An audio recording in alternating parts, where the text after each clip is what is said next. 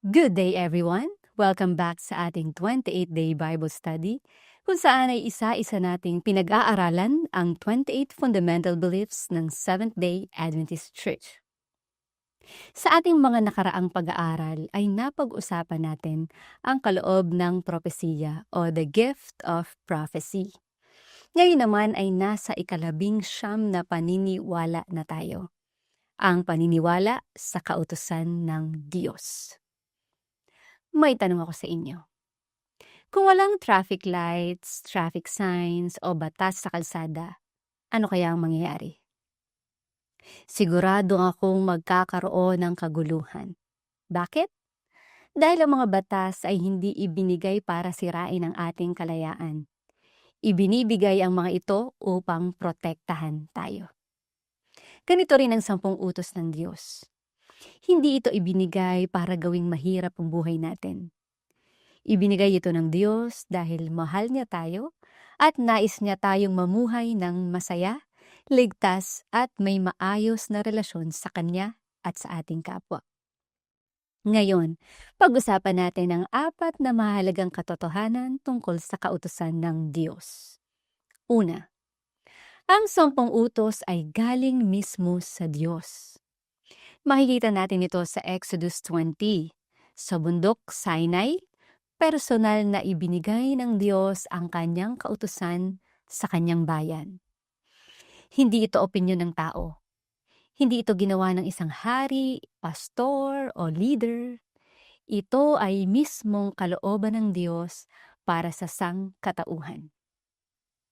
Ang 10 utos ay nahahati sa 2 bahagi. Ang unang 4 ay tungkol sa ating relasyon sa Diyos. At ang huling 6 ay tungkol sa ating relasyon sa kapwa. Ipinapakita nito na mahalaga sa Diyos hindi lamang kung paano tayo sumasamba, kundi pati kung paano natin itinatrato ang ibang tao. Ikalawa, ang unang 4 na utos ay nagtuturo kung paano natin iibigin ang Diyos. Ang unang utos ay nagsasabing wala tayong ibang Diyos maliban sa Kanya. Ang pangalawa ay nagbabawal sa pagsamba sa mga Diyos-Diyosan. Ang pangatlo ay nagtuturo ng paggalang sa pangalan ng Diyos. Ang pang-4 ay tungkol sa Sabbath, ang banal na araw ng pahinga na itinatag ng Diyos noong paglalang. Sa madaling salita, ang unang 4 na utos ay nagtuturo sa atin na unahin ang Diyos sa ating buhay. Sa panahon ngayon, maaaring hindi rebulto ang ating sinasamba. Minsan, ang ating Diyos ay pera. Minsan, trabaho, kasikatan, minsan, sarili nating kagustuhan. Kaya ang tanong ay, sino ba talaga ang nasa sentro ng ating buhay? Ikatlo, ang huling 6 na utos ay nagtuturo kung paano natin iibigin ang ating kapwa. Kasama rito ang paggalang sa mga magulang, pagpapahalaga sa buhay, pagiging tapat sa asawa, paggalang sa pag-aari ng iba, pagsasabi ng katotohanan at pagiging kontento sa mga biyayang ibinibigay ng Diyos. Napakaganda ng mga prinsipyong ito. Isipin nyo, kung susundin ng lahat ang mga utos na ito, walang magnanakaw, walang manloloko, walang mamamatay tao, walang sisira ng pamilya, mas magiging mapayapa ang mundo. Ipinapakita nito na ang kautusan ng Diyos ay hindi pabigat. Ito ay pagpapala.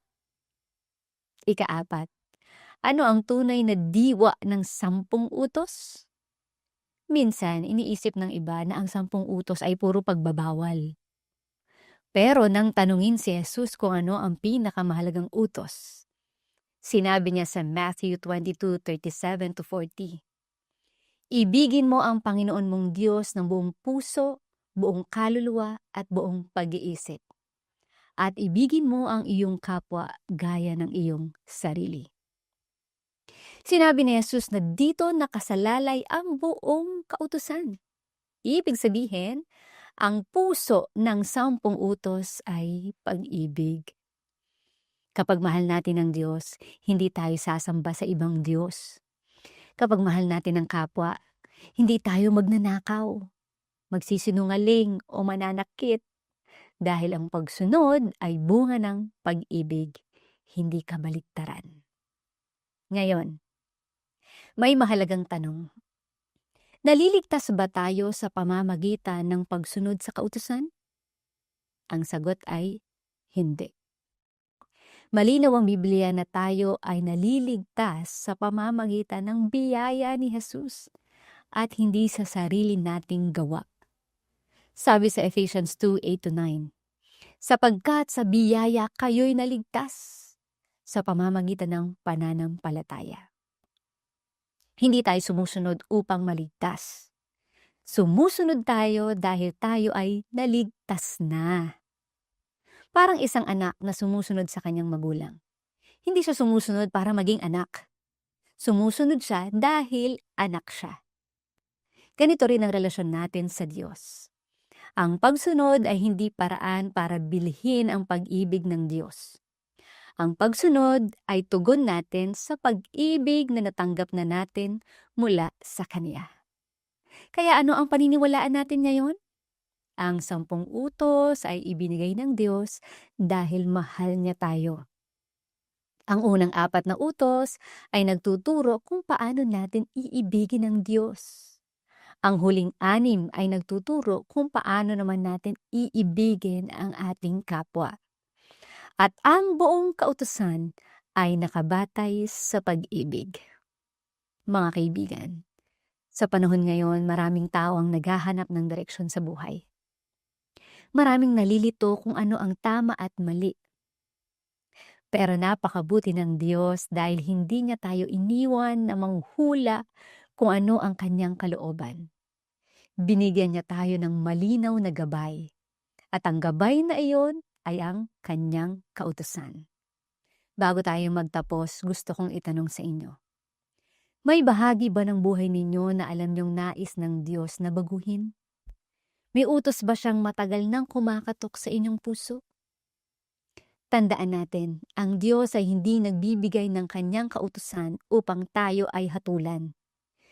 Ibinibigay niya ito dahil mahal niya tayo at nais niya tayong akayin sa mas mabuting buhay. Kapag minahal natin si Jesus, mas gugustuhin nating sundin siya. At kapag kasama natin siya araw-araw, ang dating mahirap sundin ay nagiging posible sa pamamagitan ng kanyang biyaya. Maraming salamat po sa pagsama sa ating pag-aaral. Muli ako si Mary Mi na nagpapaalala. Mary Mi manggulo sa buhay. Tandaan mo, ang kautusan ng Diyos ay hindi tanikala na nag-aalis ng kalayaan. Ito ay gabay ng isang mapagmahal na Ama na nais tayong dalhin sa buhay na puno ng kapayapaan, kagalakan at pag-ibig. God bless us all.